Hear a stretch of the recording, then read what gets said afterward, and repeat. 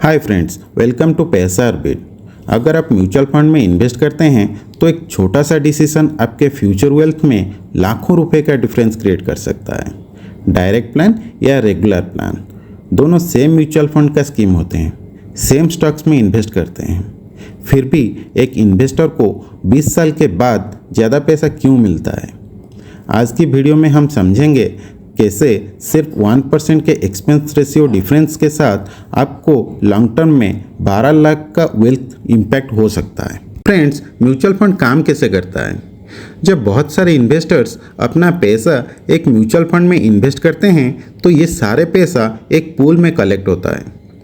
ये सारे pool money को एक प्रोफेशनल फंड मैनेजर मैनेज करता है। फंड मैनेजर का काम होता है कि वो रिसर्च के बेसिस पे डिफरेंट सिक्योरिटी जैसे स्टॉक्स, बॉन्ड्स और अदर एसेट में इन्वेस्ट करें।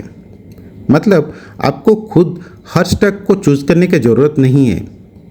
फंड मैनेजर मार्केट एनालिसिस करके इन्वेस्टमेंट डिसीजन लेते हैं। जब ये इन्वेस्टमेंट ग्रो करता है तो उसका रिटर्न इन्वेस्टर को मिलता है। डायरेक्ट प्लान में investor directly mutual fund company से इन्वेस्ट करता है।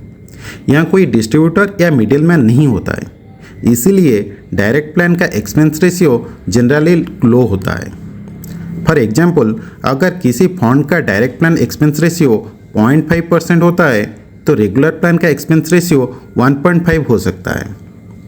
यह डिफरेंस रेशियो सिर्फ 1% लगता है, लेकिन लॉन्ग टर्म इन्वेस्टिंग में कंपाउंडिंग के वजह से इसका इफेक्ट बहुत ज़्यादा हो सकता है। रेगुलर प्लान में इन्वेस्टर एक डिस्ट्रीब्यूटर या एडवाइजर के थ्रू पे इन्वेस्ट करता है।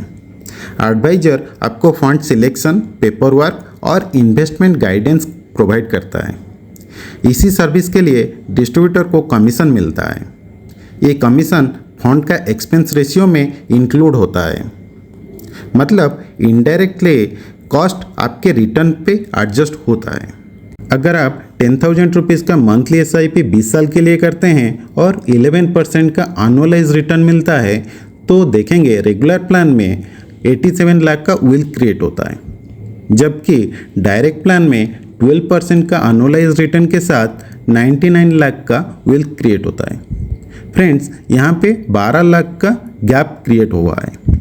यही तो है वेल्थ क्रिएशन, जो कंपाउंडिंग बेनिफिट।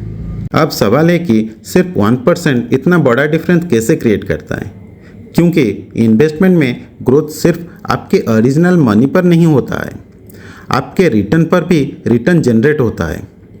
अगर हर साल थोड़ा एक्स्ट्रा कॉस्ट रिडक्शन होता है तो 20 या 25 साल में कंपाउंडिंग का इफेक्ट। तो डायरेक्ट प्लान क्या हमेशा बेटर है?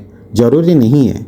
अगर आप मार्केट समझते हैं, रिसर्च कर सकते हैं और डिसिप्लिन इन्वेस्टर हैं तो डायरेक्ट प्लान आपके लिए एक ऑप्शन हो सकता है। डायरेक्ट प्लान में आपको 1% का एक्सपेंस रेशियो डिफरेंस मिलता है, जो रेगुलर प्लान में आपको 1.5 to 2.5% का हायर रेशियो लगता है।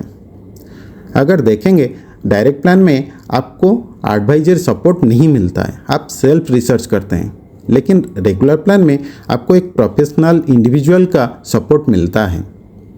अगर रिटर्न देखेंगे तो डायरेक्ट प्लान हायर रिटर्न देता है, जबकि रेगुलर प्लान थोड़ा सा कम रिटर्न देता है।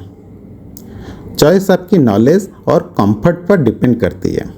बिगिनर हमेशा पास्ट रिटर्न को देखकर ही फंड पे इन्वेस्ट करता है, लेकिन आपको ये भी देखना चाहिए कि एक्सपेंस रेशियो कितना है, फंड का परफॉर्मेंस कैसा है, आपका रिस्क लेवल कैसे है और आपका फ्यूचर इन्वेस्टमेंट गोल जो है वो कितना है।